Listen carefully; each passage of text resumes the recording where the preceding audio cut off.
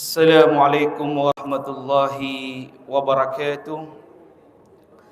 Innal hamdalillah nahmaduhu wa nasta'inuhu wa nastaghfiruh wa na'udzu billahi min shururi anfusina wa min sayyiati a'malina may yahdihillahu fala mudhillalah wa may yudlil fala hadiyalah. Wa asyhadu an la ilaha illallah wahdahu la syarikalah wa asyhadu anna Muhammadan abduhu wa rasuluh. Allahumma salli wa sallim ala sayyidina wa habibina wa qurrati a'yunina Muhammadin wa ala alihi wa sahbihi wa man tabi'ahum bi ihsanin ila yaumil mi'ad.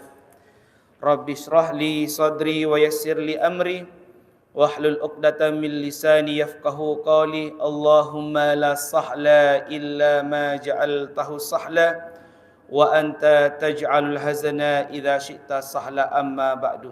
Syukur pada Allah Subhanahu wa taala, dengan limpahan rahmat kurnia akhirnya kita dapat bertemu.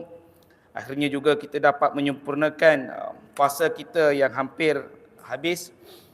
Ini semua merupakan inayah dan taufik daripada Allah Subhanahu wa taala. Salat dan salam semoga Allah Subhanahu wa taala melimpahkan rahmat kurnia-Nya ke atas junjungan besar Nabi Muhammad sallallahu alaihi wasallam. Atas jasa beliaulah kita semua dapat merasai nikmat iman, Islam dan ihsan yang saya muliakan lagi saya hormati para alim ulama, para masyayikh, para tuan guru, para kiai, para asatidz, wabil khusus Tuan Haji Hasrul yang menjemput saya pada tengah hari ini beserta barisan EJK dan jamaah muslimin muslimat yang dirahmati Allah Subhanahu wa taala. Tuan-tuan, puan-puan dirahmati Allah Subhanahu wa taala, sebagaimana yang telah diwar-warkan oleh Cik Hasrul, bahwasanya tajuk kita adalah akhir Ramadan terzahirnya tauhidnya pada Tuhan. Baginda Nabi Muhammad sallallahu alaihi wasallam, tuan-tuan, puan-puan dirahmati Allah sallam, bersabda, "Man shama ramadana imanan wa ihtisaban ghufira lahu ma taqaddama min dhanbi." Kata Nabi sallallahu alaihi wasallam subhanahu wa taala bahawasanya sesiapa yang berpuasa pada bulan Ramadan dengan iman dan ihtisab, maka diampunkanlah segala dosa-dosanya yang lampau. Ulama ketika mensyarahkan hadis ini ataupun ketika mensyarahkan makna imanan, artinya Tuhan Subhanahu wa taala tasdiqan biwa'dillah. Mana kata apa? Kita membenarkan apa sahaja janji-janji Allah yang Allah taburkan kepada kita. Dan itu jugalah makna iman kita, keyakinan kita, kepercayaan kita, bahawasanya tasdiqu bima jaa bi an-nabi sallam huwa al-iman. Apa sahaja yang dibawa oleh baginda Nabi Muhammad sallam yang berupa hukum, maka wajiblah ke atas kita mempercayai. Ini makna keimanan yang telah diutarakan oleh para alim ulama mengenai konsep iman itu sendiri. Begitu juga tuan-tuan puan-puan dirahmati Allah Subhanahu wa taala. Kata baginda Nabi sallam bahawasanya orang yang berpuasa dengan iman dan ihtisabnya, ulama menjelaskan juga mensyarahkan tentang kalimat ihtisab. Ihtisab kalau kita terjemahkan secara bahasa Melayu sebagai muhasabah diri.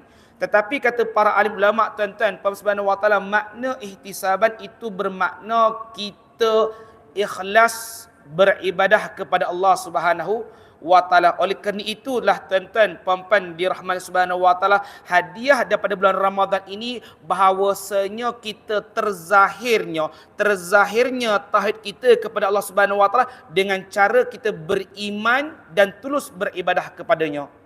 Maka para alim ulama mengatakan, bahawasanya puasa juga termasuk ibadah yang disebut sebagai ibadah badaniah yang bersifat tubuh badan kita. Mereka mengatakan subhanahu wa ta'ala, annal ibadata la tusamma ibadatan illa ma'at tauhidi. Ulama menyatakan bahawasanya konsep ibadah itu tidak akan diberi nama sebagai konsep ibadah kecuali disertai dengan tauhidnya kepada Allah, disertai dengan keyakinannya kepada Allah Subhanahu wa taala, barulah setiap amal ibadah kita itu dinilai sebagai satu ibadah ketika mana kita menyertakan tauhid. Maka tuan-tuan, puan-puan dirahmati Allah Subhanahu wa taala, oleh kerana itu dalam akidah kita mengatakan banyak manapun amal ibadah ataupun perbuatan baik orang-orang yang masih belum memeluk agama Islam, mereka tidak akan bernilai ibadah. Kenapa tuan-tuan? Satu yang menjadi kepincangannya, yakni mereka masih tidak mentauhidkan Allah Subhanahu wa taala. Jadi nak dikatakan suatu perbuatan amal itu disebut sebagai amal ibadah, perlulah disertai dengan tauhid, keyakinan bahawasanya Allah jualah Tuhan yang Maha Esa, yang Maha Tunggal. Allah jualah yang menciptakan kita. Begitu jugalah tuan-tuan, puan-puan dirahmati Allah Subhanahu wa taala, ulama menyatakan kalau ibadah itu tidak boleh dinamakan sebagai sebuah ibadah kecuali dengan tauhid, maka ulama juga menyatakan kama anna salata la tusamma salatan illa mattahar, bahawasanya ibadah kita yang berupa solat itu tidaklah dinamakan sebagai solat kecuali kita mesti bersih, kecuali kita mesti suci. Maknanya kata Subhanahu wa taala, sebelum kita melaksanakan solat, kita perlu memenuhi syarat-syarat dan rukun-rukunnya. Ketika kita memenuhi syarat-syarat dan rukunnya, barulah solat kita dianggap sebagai nama solat. Ketika mana kita tidak memenuhi syarat-syarat itu, rukun-rukunnya, maka ia tidak dinamakan sebagai solat. Sama juga seperti ibadah tadilah tuan-tuan, puan-puan dirahmati Allah Subhanahu wa taala. Oleh kerana itu jugalah ulama menyatakan konsep daripada sebuah ibadah itu, mereka mengatakan ismun jami'un li kulli ma yuhibbu Allah wa yardahu min al-aqwal wal a'mal al-batin wal zahira. Ibadah ialah satu nama yang jami', satu nama yang ringkas, yang mana di dalamnya terdapat sesuatu perkara yang Allah suka, yang Allah cinta dan Allah ridai. Baik itu berupa perbuatan kita, baik itu berupa ucapan kita yang bersifat batin atau zahir. Kenapa bersifat batin Subhanahu wa taala? Ada kalanya di kalangan kita yang tidak boleh bercakap, maka cara mereka berzikrullah dengan hati ataupun dengan isyarat mulut sahaja. Ini sebagai panduan bahawasanya itulah makna daripada ibadah. Makna kata apa? Bila kita melaksanakan ibadah, itulah perkara yang Allah cintai. Maka tuan-tuan, puan-puan dirahmati Allah Subhanahu wa taala, jadi agar segala ibadah kita ini dapat diterima, kata para alim ulama, ia mestilah memenuhi dua syarat. Yang pertama, kata para alim ulama Subhanahu wa taala, ibadah kita agar diterima oleh Allah Subhanahu wa taala, yang pertama mestilah al-ikhlasu lillah. Kita mesti beribadah kepada Allah dengan tulus hati kita, dengan keikhlasan kita, bukan dengan paksaan dan sebagainya. Ya, kalau kita menakrifkan secara makna mukallaf, mukallaf adalah makna orang yang dibebankan dengan hukum, orang yang dibebankan dengan perintah dan juga larangan. Tetapi tuan-tuan, Allah Subhanahu wa taala, ketika kita menjalani kewajipan ini, pada mulanya kita terasa terbeban. Sebagaimana kita punya anak, tuan-tuan, kita punya anak-anak. Ketika kita memerintahkan anak kita untuk solat, mereka mesti adalah kata membangkangnya. Tetapi Subhanahu wa taala, ketika mereka memahami tentang ibadah itu dan mereka menjalaninya dengan sesungguhnya, maka Subhanahu wa taala, keikhlasan itu akan hadir pada dirinya ketika mana ia sudah merasakan betapa manisnya beribadah kepada Allah Subhanahu wa taala. Itulah yang terjadi kepada seorang waliullah yang bernama Rabi'atul Adawiyah. Dalam hidupnya, tuan-tuan, puan-puan dirahmati Subhanahu wa taala, hanya mempersembahkan dirinya kepada Allah Subhanahu wa taala, sehingga kan beliau tidak menikah sampai wafat, sampai meninggal, tuan-tuan. Bukan tak ramai orang suka pada seorang waliullah yang bernama Rabi'atul Adawiyah. Di antaranya Subhanahu wa taala Al-Imam Hasan Al-Basri. Beliau ingin mempersunting, ingin melamar, ingin meminang Rabi'atul Adawiyah. Suatu ketika Subhanahu wa taala datanglah beliau meminta kepada Rabi'atul Adawiyah, wahai Rabi'atul Adawiyah, sudikah dikau menjadi isteriku? Rabi'atul Adawiyah mengatakan, tak ada masalah, memang itulah norma kehidupan. Orang lelaki datang berjumpa perempuan untuk dipinangnya, itu normal. Jadi kata Rabi'atul Adawiyah, sebelum kamu meminang aku, sebelum aku menjadi isteri kamu, boleh tak aku bertanya? Boleh kata Imam Hasan Al-Basri, ulama besar tuan-tuan. Ni ulama besar. Maka tuan-tuan subhanahu wa ta'ala, Rabi'atul Adawiyah mulalah mengajukan soalan-soalan yang membuat dirinya terpaku, tak terdaya untuk menjawabnya. Yang pertama, tuan-tuan subhanahu wa ta'ala, soalan Rabi'atul Adawiyah kepada Al-Imam Hasan Al-Basri, beliau mengatakan, wahai Tuan Imam, kalau aku mati, kamu tahu tak matiku ini mati bagaimana? Adakah matiku ini mati dalam keadaan husnul khatimah ataupun sul khatimah? Lagi-lagi tu subhanahu wa ta'ala, soalan itu memang tak dapat dijawab. Kita pun tak tahu tuan-tuan. Saya pun tak tahu nak memastikan kalau ada seseorang di kalangan kita ni mati macam mana ustaz? Dia mati husnul khatimah ke sul khatimah? Saya pun tak tahu. Katakanlah sesiapa pun, tak ada yang tahu yang dapat memastikan ini orang betul-betul mati husnul khatimah dia masuk surga. Tak ada tahu tuan-tuan. Cuma kita boleh melihat kepada aspek zahirnya di masa hidupnya lah tuan-tuan subhanahu wa ta'ala. Cuma nak memastikan itu tidak ada yang tahu. Kalau kita mengatakan aku tahu dia masuk surga, berarti kita melangkahi Tuhan. Itu yang pertama. Yang kedua tuan-tuan subhanahu wa ta'ala, kata Rabi'atul Adawiyah, adakah engkau tahu ketika aku mati nanti, adakah aku akan mendapatkan nikmat kubur ataupun azab kubur? Lagi-lagi tuan-tuan, ini masalah ghaibiyat ataupun perkara sam'iyat, tak mampu untuk dijawab oleh Imam Hasan Al-Basri. Dan yang terakhir tuan-tuan subhanahu wa ta'ala, kata Rabi'atul Adawiyah, wahai Tuan Imam, ketika nanti aku dibangkitkan daripada kubur, adakah engkau mengetahui di manakah pengakhiranku ini? Maka Tuhan subhanahu wa ta'ala, adakah aku di neraka Allah ataupun di surga? Lagi-lagi Al-Imam Al-Basri pun tak mampu menjawab tentang soalan-soalan yang bertubi-tubi ini. Sehingga kan subhanahu wa ta'ala, ketika Al-Imam Al-Basri terpaku, terpana, tak terdaya untuk menjawab soalan-soalan begini, kata Rabi'atul Adawiyah, wahai Tuan Imam, jika kamu tak tahu bagaimanakah kedudukanku ini selepas ini, mana mungkin ku serahkan cintaku ini kepada kamu, mana mungkin aku akan menjadi isteri kamu, ketika mana kau pun tak dapat menjamin keadaan diriku. Biarlah aku, cintaku, ku serahkan semuanya kepada Rabbul Jalil, Tuhan yang Maha Agung, itulah Allah Subhanahu wa ta'ala. Maka Tuhan Subhanahu wa ta'ala, ungkapan ini tuan-tuan puan-puan dirahmati Subhanahu wa ta'ala, terbit daripada kalam Rabi'atul Adawiyah ketika beliau didatangi oleh seseorang. Beliau mengatakan, Tuhan Subhanahu wa ta'ala, ma'abadtuka khaufan linarika wala tama'an fi jannatika. Ya Allah, ya Tuhanku, aku tidaklah menyembahmu bukan kerana aku takut ke nerakamu.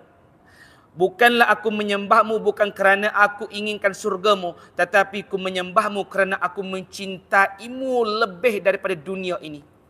Maka tuan-tuan subhanahu wa ta'ala, ini kalam ulama sufi tuan-tuan. Ini kalam orang-orang yang sudah husul, orang-orang yang sudah sampai kepada Allah Subhanahu wa ta'ala. Kita tak tuan-tuan, kita belum sampai kepada makam itu. Oleh kerana itu, ungkapan ini hanya kepada ungkapan mereka-mereka yang sudah merasakan betapa manisnya beribadah kepada Allah, betapa manisnya bersunyi-sunyian dengan Allah. Ini hanya kepada mereka yang sudah sampai satu makam yang tertentu. Kita belajar daripada ulama-ulama ataupun wali-wali Allah yang mana hidup mereka hanya dipersembahkan untuk Allah Subhanahu wa ta'ala. Itu yang pertama tuan-tuan. Mana kata apa? Syarat agar ibadah kita diterima kata para alim ulama, mestilah ikhlas. Yang kedua tuan-tuan dirahmati Allah Subhanahu wa ta'ala, agar amal ibadah kita, agar puasa kita ini, khususnya bulan Ramadan ini, dapat diterima oleh Subhanahu wa ta'ala, mestilah kata para alim ulama, wal mutaba'atu lin nabi sallallahu alaihi wasallam haitsu la bid'ata ma'ha. Mana kata apa? Kita beribadah kepada Allah mesti berdasarkan petunjuk Nabi, mesti berdasarkan kita mengikut apa yang Nabi sampaikan kepada kita, sekiranya di situ tidak ada yang disebut sebagai bid'ah. Bid'ah ini kita selalu dengar lah tuan-tuan. Bid'ah ini kalau menurut bahasa adalah sesuatu perkara yang baru. Kalau menurut syariat, sesuatu perkara yang baru yang bercanggah dengan syariat. Oleh kerana itu tuan-tuan subhanahu wa ta'ala, ketika kita membicarakan tentang bid'ah, jangan kita pukul rata. Artinya pukul rata subhanahu wa ta'ala, kita mengatakan bid'ah semua haram. Bid'ah, orang yang melakukan bid'ah semua masuk neraka. Tak boleh berkata begitu tuan-tuan. Kenapa begitu subhanahu wa ta'ala? Ulama di kalangan kita, yakni Al-Imam Asy-Syafi'i berkata subhanahu wa ta'ala bahawasanya al-muhdisatu darbani, perkara baharu, yakni bid'ah. Perkara baharu kata Al-Imam Asy-Syafi'i terdapat dua bahagian. Yang pertama kata Al-Imam Asy-Syafi'i, bid'atun mazmumah, bid'ah yang tercela. Bid'ah yang tercela itu bagaimana? Bid'ah yang tercela itulah bid'ah yang tidak ada landasan langsung daripada Al-Quran, Al-Hadis, Ijma' dan Qiyas.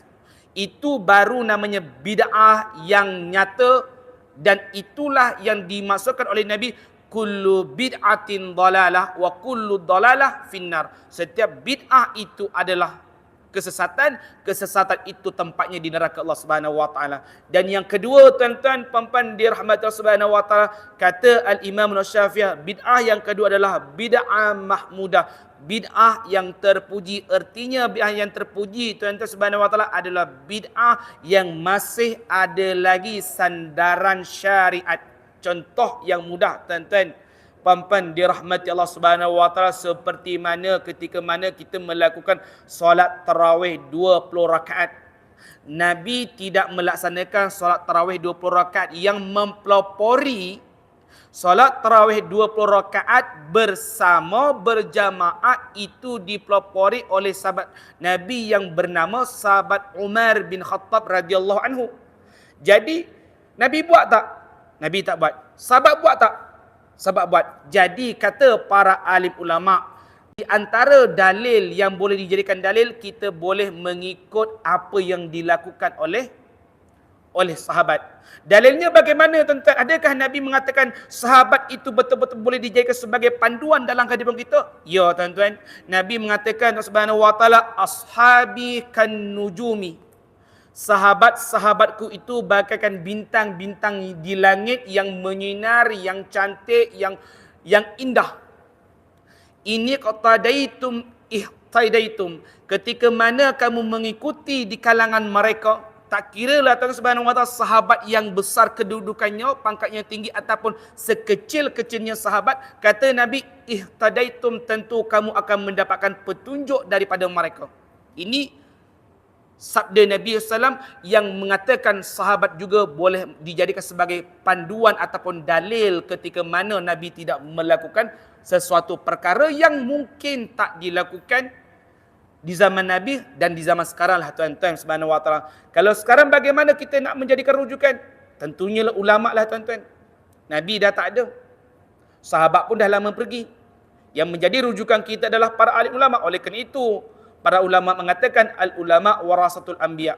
Nabi tidak meninggalkan wang ringgit dan sebagainya dalam satu hadis, tetapi Nabi meninggalkan ulama-ulama. Itulah warisan Nabi SAW yang akan memandu diri kita dalam memahami liku-liku kehidupan dalam masalah agama. Tanpa ulama tuan-tuan subhanahu wa ta'ala, caca merba kehidupan kita. Itu yang perlu kita tekankan.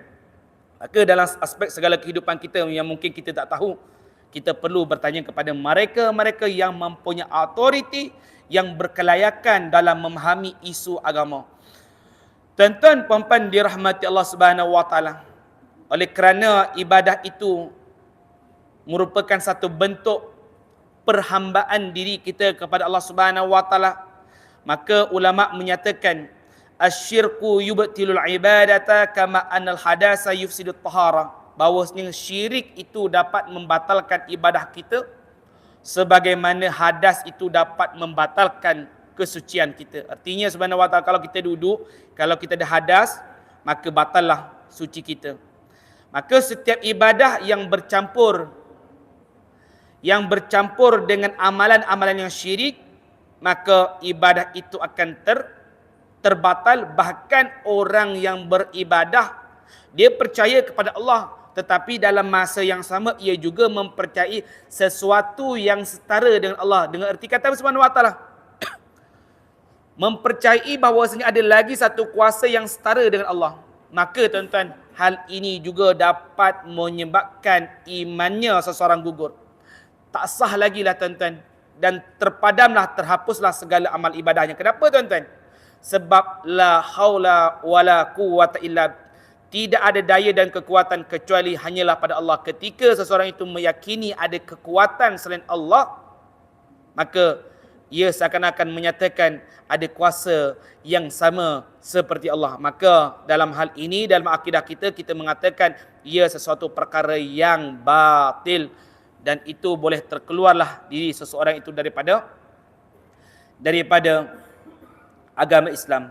Maka tuan-tuan puan-puan dirahmati Allah Subhanahu wa taala, oleh kerana Ramadan merupakan suatu bentuk penzahiran terhadap tauhid kita kepada Allah, suatu bentuk penampakan yang sangat jelas kita sebagai hamba menurut perintah Allah.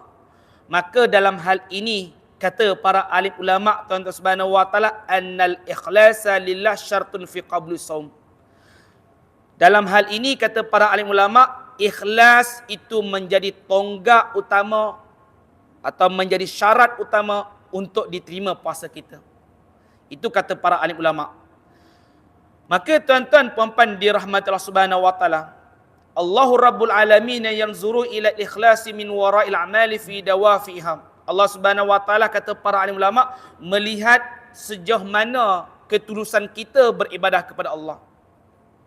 Apa sahaja yang membangkitkan atau memotivasi diri kita untuk berpuasa, Allah semua melihat akan aspek itu. Oleh kerana itulah tuan-tuan Subhanahu wa taala, Nabi mengatakan bahawasanya betapa ikhlas dan betapa niat itu juga merupakan satu tunjang utama terhadap sesuatu ibadah, adakah ibadah ini sah ataupun tidak. Bulan Ramadan tuan-tuan, bulan Ramadan ini kita tidak akan sah ketika mana kita tidak ada niat untuk berpuasa. Oleh kerana itu, mazhab kita mengatakan Subhanahu wa taala untuk puasa Ramadan kita mesti mabitun niat fil lail, kita mesti tanamkan niat di waktu malam. Ketika seseorang terlupa untuk niat bulan Ramadan berpuasa, tak salah ibadah puasanya. Dan itu jugalah Tuhan Subhanahu wa taala perlu ketika beribadah kepada Subhanahu wa taala perlulah didasari dengan keikhlasannya itu.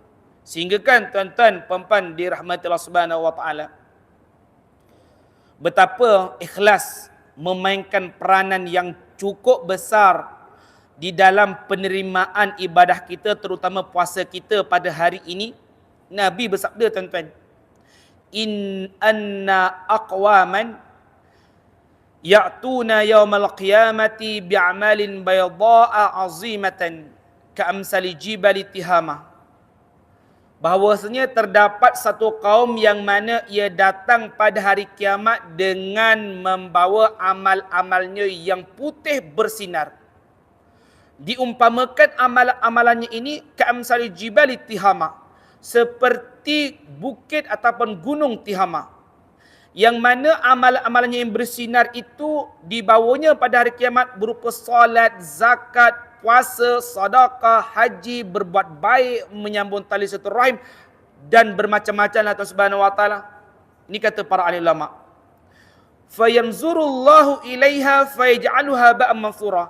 Lalu Allah Subhanahu wa taala melihat tentang ibadahnya itu yang pada mulanya seperti cahaya yang terang benderang, diumpamakan seperti bukit Tihama. Allah melihatnya fayaj'aluha ba'an mansura. Allah melihatnya dan menjadikanlah ibadah itu seperti debu-debu yang berterbangan. Makna kata Subhanahu wa taala, amal ibadah kita yang berupa salat, zakat dan sebagainya Subhanahu wa taala itu tidak ada apa-apa artinya di sisi Subhanahu wa taala. Artinya Subhanahu wa taala tidak berguna lagi, tidak bermanfaat kepada dirinya. Diumpamakan seperti debu-debu yang berterbangan. Maka para sahabat bertanya kepada baginda Nabi mengenai orang yang melakukan amal kebaikan tetapi tidak ada langsung nilai ibadahnya. Para sahabat bertanya, tuan-tuan, puan-puan dirahmati Allah Subhanahu wa taala, "May yakunu haula?" Wahai baginda Nabi, siapakah golongan ini wahai Nabi? Mereka solat wahai Nabi, mereka berpuasa wahai Nabi, mereka haji wahai Nabi. Mereka melakukan segala amal kebaikan wahai Nabi, tetapi mengapa Allah Subhanahu wa taala menjadikan amalan mereka seperti debu-debu yang berterbangan? Nabi mengatakan, tuan-tuan, puan-puan dirahmati Allah Subhanahu wa taala, ama innahum laminkum, ketahuilah mereka ini adalah golongan kamu. Mana kata apa? Di kalangan umat Islam, di kalangan umat Nabi Muhammad SAW. Wa yaquluna bimisli qaulikum, mereka berkata seperti perkataan kamu. Makna kata Subhanahu wa taala, mereka berzikir kepada Allah, mereka bertasbih kepada Allah, mereka berselawat kepada Allah kepada baginda Nabi sallallahu. Wa ya'maluna bimisli amalikum, mereka juga mengerjakan seperti mana pekerjaan kamu, seperti mana amalan kamu. Mereka mengerjakan ibadah haji, mereka juga berpuasa, mereka juga melakukan zakat dan sebagainya. Walakinnahum, tetapi kata Nabi, walakinnahum qaumun, tetapi kaum itu idza khalau bima haramillah intahaqha, tetapi kaum itu mereka telah melakukan perkara-perkara yang diharamkan oleh Allah Subhanahu wa taala sehingga membinasakan dirinya, membinasakan amal ibadahnya. Tuan-tuan, puan-puan dirahmati Allah Subhanahu wa taala. Oleh kerana itulah tuan-tuan, puan-puan dirahmati Allah Subhanahu wa taala, tak cukup kita solat sahaja tanpa didasari dengan keikhlasan. Tak cukup kita melakukan zakat tanpa didasari dengan keikhlasan. Tak cukup kita puasa tanpa didasari dengan keikhlasan.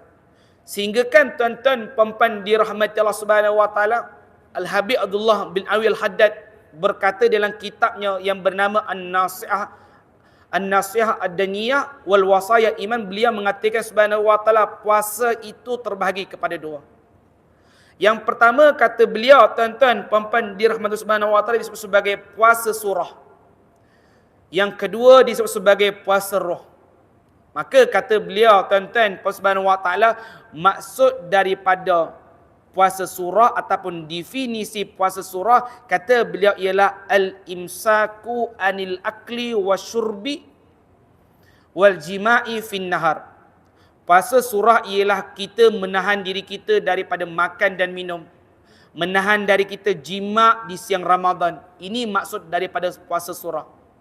Ketika seseorang itu hanya puasa surah, maka ia tidak akan mendapatkan ganjaran pahala yang sempurna.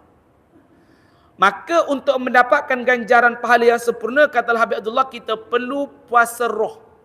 Puasa roh bagaimana kata beliau Subhanahu wa taala? Puasa roh kata beliau ialah al-imsaku anil lisan bil qizbi wal ghibah.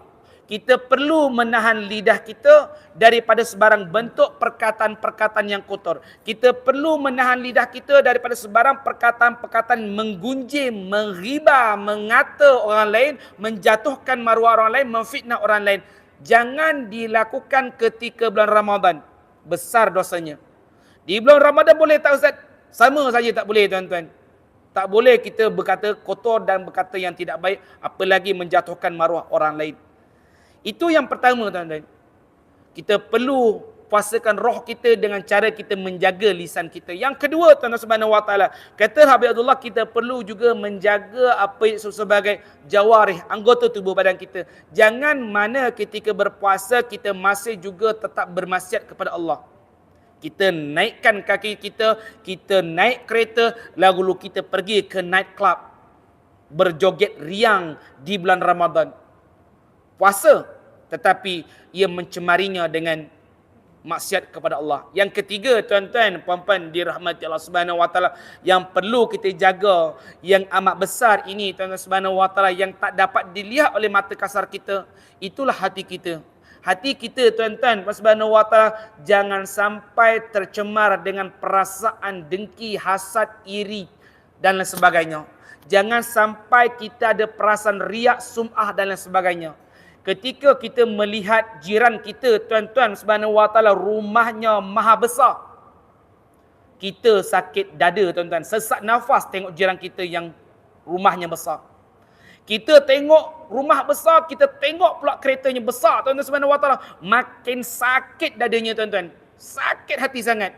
sesak nafas kita. Tak cukup setakat itu juga Subhanahu wa taala. Tengok bini dia besar pun dia sakit hati, tuan-tuan. Payahlah, tuan-tuan. Jadi perlu dijagalah hati kita, tuan-tuan Subhanahu wa taala, daripada sebarang bentuk-bentuk yang seperti ini.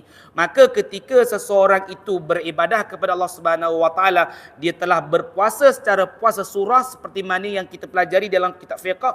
Kita juga perlu mempuasakan roh kita dengan jalan menjaga lisan kita, menjaga anggota tubuh badan kita, menjaga juga hati kita daripada perkara-perkara yang dimurkai oleh Allah Subhanahu wa ta'ala. Waihaka, berhati-hatilah.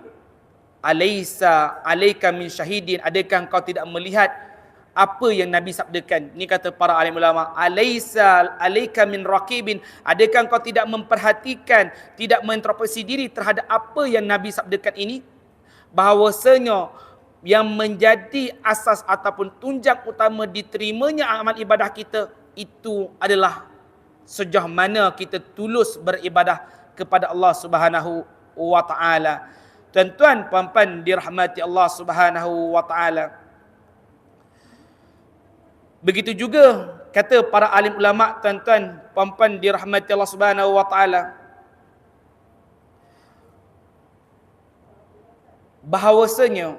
bahawasanya ampunan Allah ini, maghfirah Allah ini mu'allaqatun alal imani billah wal ihtisab. Itu bergantung sejauh mana iman kita kepada Allah, sejauh mana ihtisab ketulusan kita kepada Allah. Dalam hadis kursi juga disebutkan, tuan-tuan. Dalam hadis kursi juga disebutkan, ana inda zanni abdi. Aku ni ikut pada prasangka ataupun sangkaan hambaku. Ketika hambaku ini mengatakan aku banyak dosa besar, Allah tak ampunkan dah dosa kau ni, tak apalah, biarlah aku terus bergelumangan dengan dosa, janganlah engkau pedulikan aku. Maka tuan-tuan Subhanahu wa ta'ala, ketika sangkaan itu kepada Allah begitu, maka ia akan mendapatkan sangkaannya itu. Ketika seseorang itu dia sedar dia telah melakukan dosa, lalu ia bertaubat dan dia yakin itu bermakna dia iman, dia percaya Allah tetap membuka pintu ruang taubatnya seluas-luasnya, terutamanya bulan Ramadan yang tak diberikan di bulan yang lain. Di bulan lain diberikan juga, tuan, cuma maksudnya keterbukaan taubat itu lebih luas berbanding bulan-bulan yang lain. Maka ketika mereka menyangka Allah Subhanahu wa ta'ala tetap memberi pintu taubat kepada dirinya, memberi maghfirah kepada dirinya, maka Allah Subhanahu wa ta'ala, mereka akan mendapatkan apa yang mereka sangka itu. Tetapi tuan-tuan, puan-puan dirahmati Allah Subhanahu wa ta'ala, mestilah berdasarkan dengan sebenar-benar taubat kita kepada Allah Subhanahu wa ta'ala. Sehingga kan tuan-tuan, puan-puan Subhanahu wa ta'ala, bahawasanya taubat juga merupakan sesuatu perkara yang sangat penting, tuan-tuan. Sangat penting. Kenapa, tuan-tuan? Nabi bersabda, at-taibu minaz zambi kama la zambala. Orang-orang yang bertaubat kepada Allah diumpamakan seperti mana mereka-mereka yang tidak pernah berbuat dosa. Ini jaminan yang Allah berikan, yang Nabi berikan kepada umatnya. Begitu juga Tuhan Subhanahu wa ta'ala, Nabi menyatakan, wa iza ahabballahu abdan lam yadurrahu dhanbun. Ketika Allah cinta kepada hambanya, ketika Allah suka kepada hambanya, lam yadurrahu dhanbun, dosa yang ia lakukan tidak akan memberi kesan kepada Allah, tidak memberi kesan kepada dirinya. Maknanya Allah Subhanahu wa ta'ala, ia telah diampunkan oleh Allah Subhanahu wa ta'ala. Setinggi mana pun lah, tuan-tuan, setinggi manalah dosa kita, seluas mana pun dosa kita, tuan-tuan Subhanahu wa ta'ala, Allah tetap mengampunkan dosa kita, tetapi dengan syarat kita bertaubat kepadanya, taubat dengan sesungguhnya. Oleh kerana itu jugalah Tuhan Subhanahu wa ta'ala, Al-Habib Abdullah mengatakan tentang betapa kita perlu bertaubat kepada Subhanahu wa ta'ala. Beliau menyatakan, wazalika litaisiril maghfirah. Kerana bulan Ramadan ini sangat mudah kita untuk mendapatkan ampunan Allah. Allah buka seluas-luasnya untuk kita raih. Maghfirah Allah, tuan-tuan, ampunan Allah, Allah berikan kepada seluruh hamba-hambanya. diberikan ampunan itu. Yang tidak mendapatkan ampunan Allah Subhanahu wa taala, kata Habib Abdullah, mereka yang digelar sebagai at-tafahus. Mereka yang digelar sebagai orang yang berani kepada Tuhan. Orang yang tidak merasa Ramadan ini sebagai satu peluang untuk dirinya menebus kesalahannya. Dia tidak menjadikan Ramadan sebagai ladang untuk dirinya bertaubat kepada Allah Subhanahu wa taala, ladang dirinya untuk memperbanyakkan amal, tetapi bulan Ramadan ia jadikan sebagai tempat untuk menambah kemaksiatan, menambah kemurkaan Subhanahu wa taala. Inilah yang akan menyebabkan mereka tidak mendapatkan maghfirah ataupun ampunan Subhanahu wa taala. Sehingga kan tuan-tuan, puan-puan dirahmati Allah Subhanahu wa taala, Malaikat Jibril memberitahu kepada baginda Nabi Muhammad SAW. Maka Jibril mengatakan, "Ya Rasulullah, wahai baginda Nabi, man adraka Ramadana, sesiapa di kalangan umatmu wahai Nabi, dia bertemu bulan Ramadan, falam yufar lahu, tetapi mereka tidak mendapatkan ampunan Allah," kata Malaikat Jibril, "ab'adahullahu, Allah Subhanahu wa taala akan menjauhkan dirinya daripada rahmat Allah Subhanahu wa taala. Allah akan menjauhkan dirinya daripada ampunan Allah Subhanahu wa taala." Qul, katakanlah wahai Nabi Muhammad SAW, qul amin, katakan amin. Katakan amin makna kata apa? Makbulkanlah, terima doa ini, supaya mereka yang tidak menerima ampun Allah, mereka benar-benar dijauhkan daripada Allah Subhanahu wa taala. Nabi mengatakan, tuan-tuan, amin. Nabi sayang tak kepada umatnya? Sayang, tuan-tuan. Oleh kerana itulah Nabi memberi peringatan kepada kita, bulan Ramadan, ayuh memperbanyakkan amal, ayuh meninggalkan segala bentuk kemaksiatan, ayuh bertaubat kepada Allah Subhanahu wa taala. Itu inti daripada bulan Ramadan. Bulan Ramadan juga, tuan-tuan, puan-puan, dirahmati Allah Subhanahu wa taala, kata para alim ulama, ia juga disebut sebagai bulan sabar. Bulan untuk melatih diri kita untuk bersabar. Nabi mengatakan bulan Ramadan ini sebagai bulan kesabaran. Nabi mengatakan huwa syahrul sabri, bulan Ramadan adalah bulan kesabaran, wasabuhu al-jannah, ganjaran mereka yang bersabar itu adalah syurga Allah Subhanahu wa taala. Dikuatkan lagi oleh malaikat Jibril, tuan-tuan, dikuatkan lagi oleh hadis Nabi sallallahu alaihi wasallam melalui cerita malaikat Jibril yang Nabi ceritakan. Allah Subhanahu wa taala, tuan-tuan, puan-puan, dirahmati Allah Subhanahu wa taala, kata malaikat Jibril memberitahu kepada Nabi sallallahu alaihi wasallam, yuhibbu rabbul izzati an abidihi salasa khisalin. Allah Subhanahu wa taala itu suka kepada hamba-hambanya yang mana hambanya ini bazlul istita'ah, dia berusaha untuk melakukan ketaatan, kepatuhan kepada Allah Subhanahu wa taala. Allah suka. Tuan-tuan, lakukanlah sedaya mungkin terhadap amal ibadah kita. Kalau kita mampu melaksanakan solat sunnah sebanyak-banyaknya, laksanakan. Kalau kita mampu melaksanakan 2 rakaat pun tak apa, tak ada masalah.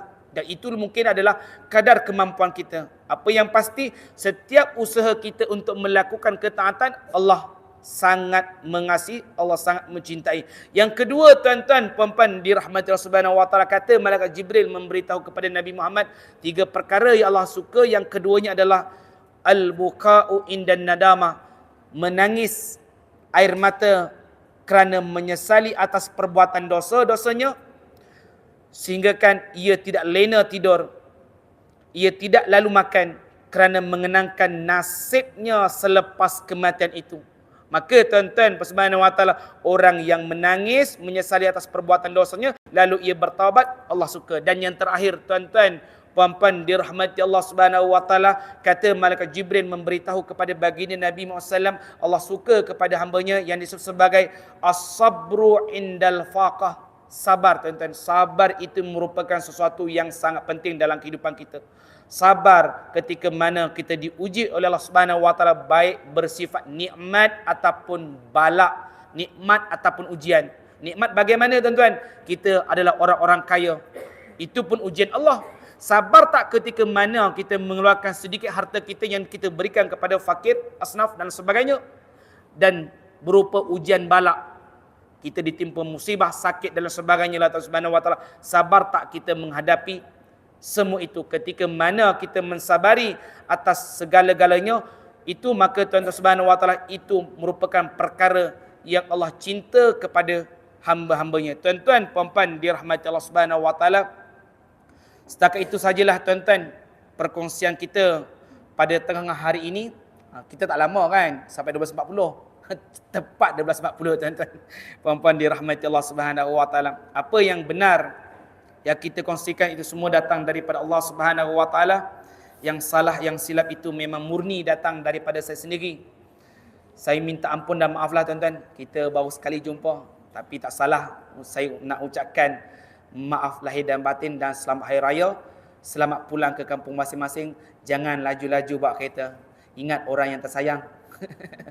Jadi saya sudah dengan lafaz wabillahi wa taufiq wal hidayah. Wassalamualaikum warahmatullahi wabarakatuh.